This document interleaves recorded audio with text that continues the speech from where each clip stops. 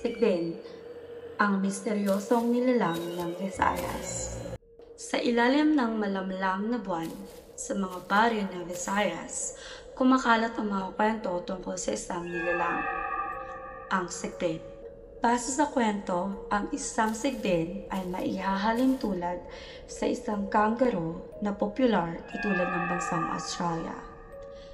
Ayon sa paniniwala ng mga Pilipino, particular sa Visayas at Mindanao, ang Sigben ay isang nilalang na naglalakad ng paurong, parang kambing ang itsura, ngunit may mahabang tenga na halos kaya nitong gamitin bilang panangga o pamaypay.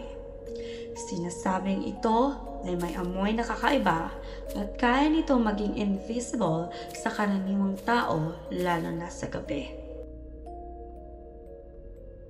Ayon sa kwento, ang Sigben ay may kakayahang sumipsip ng lakas o buhay mula sa anino lamang ng isang tao. Kapag tinamaan ka raw ng isang Sigben, unti-unti kang manghihina nang hindi mo namamalayan. Sinasabi rin ng iba na ang Sigben ay inaalagaan ng mga aswang. Ginagamit umano ito sa kanilang mga ritual o bilang isang tagapagmanman ng kanilang mga biktima.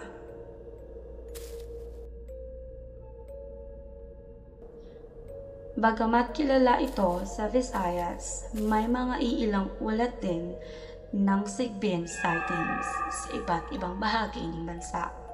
Madalas itong ikinukwento sa mga baryo na malalapit sa kagubatan o bundok, kung saan madalang ang tao at madilim ang paligid.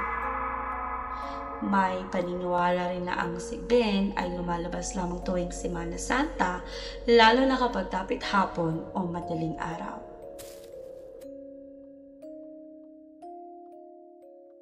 Maraming eksperto sa kultura at kasaysayan naman ang naniniwala na ang Sigben ay isang uri ng pusa na ang ulo ay may kahalintulad sa isang paniki.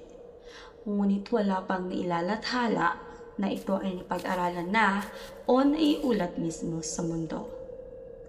Sa kabila ng mga nakakatakot na istorya tungkol sa Sigben, may ibang paniniwala na ito ay pwedeng makontrol at maalagaan. Ayon sa iba, ito ay pwedeng gawing invisible companion na maaaring maghatid o magdala sa iyo ng swerte. Sa isang banda, ang Sigben ay paalala sa atin kung gaano kahalaga ang pag-iingat sa gabi at sa mga lugar na hindi natin kabisado, particular na sa mga probinsya. Sa mga kwento tungkol sa Sigben, isang mahalagang aral ang ating natutunan.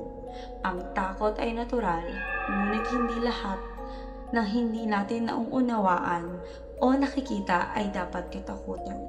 Mahalaga ang kaalaman, pag-iingat, at respeto sa mga paniniwala at tradisyon ng ating mga ninuno. Ang mga alamat tulad ng Sigben ay nagsisilbing tulay ng ating nakaraan sa kasalukuyan. Isang paalala na ang ating kultura ay puno ng hiwaga at karunungan.